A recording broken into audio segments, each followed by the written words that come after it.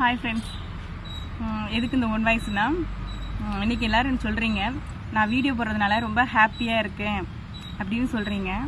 But எனக்குள்ள கஷ்டம் எனக்கு மட்டும் தான் தெரியும், உங்களுக்குள்ள கஷ்டம் உங்களுக்கு மட்டும் தான் தெரியும். என்னை லைக் பண்ணுறவங்க, ஷேர் பண்ணுறவங்க எல்லாத்துக்குமே ரொம்ப ரொம்ப தேங்க்ஸ். எதுக்கு இந்த இதுக்கு சொல்ல வரேன் அப்படின்னா, இன்றைக்கி இந்த உலகத்தில் நம்ம ரொம்ப நல்லவங்களாகவும் இருக்கக்கூடாது, ரொம்ப கெட்டவங்களாகவும் இருக்கக்கூடாது, ஆனால் சுயநலவாதியாக இருக்கலாம். ஏன் அப்படி சொல்கிறேன்னா, என் லைஃப்பில் நான் கற்றுக்கிட்டதை சொல்கிறேன். நம்ம என்ன தான் நடைமுறை வாழ்க்கையில் நல்லவங்களாக வாழ்ந்துகிட்டே போனாலும் சோதனைக்கு மேலே சோதனை வந்துக்கிட்டே தான் இருக்கும். அதுவே கெட்டவங்களாக வாழ்ந்தால் நம்ம மேலே பழி எல்லாமே வரும். அந்த லைஃப்பில் நம்ம வாழவும் முடியாது. நல்லவங்களாக இருந்தாலும் வாழ முடியாது, கெட்டவங்களாக இருந்தாலும் வாழ முடியாது. ஆனால் சுயநலவாதியை மட்டும் இருந்தால் மட்டும் இந்த லைஃப்பில் நல்லா வாழலாம். ஏன் இதை புரிஞ்சுக்கிட்டு சொல்கிறேன். என் லைஃப்பில் இதுதான் நடக்குது. யாருமே நல்லவங்களாக இருந்து பாருங்கள், கஷ்டம் அதிகமாக அனுபவிக்கிறீங்க. நான் நல்லவங்களாக இருங்க, கெட்டவங்களாக இருங்கன்னு சொல்ல வரல.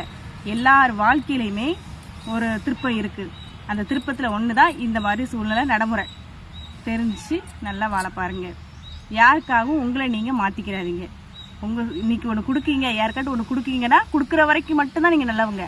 அதுவே நீங்கள் கொடுக்கல, அவங்களுக்கு பணமோ பொருளோ அவங்களுக்கு கொடுக்கல கேட்கும்போது அப்படின்னா நீங்கள் கெட்டவங்க தான். இத்தனை நாள் கொடுத்துட்டு இப்போ நீங்கள் கொடுக்காம இருந்தீங்கன்னா நீங்கள் கெட்டவங்க தான். அதனால் எப்போது நீங்கள் எப்படி சுயநலம் இருக்கணுமோ அப்படி இருந்து வாழ பாருங்கள். Thank you friends.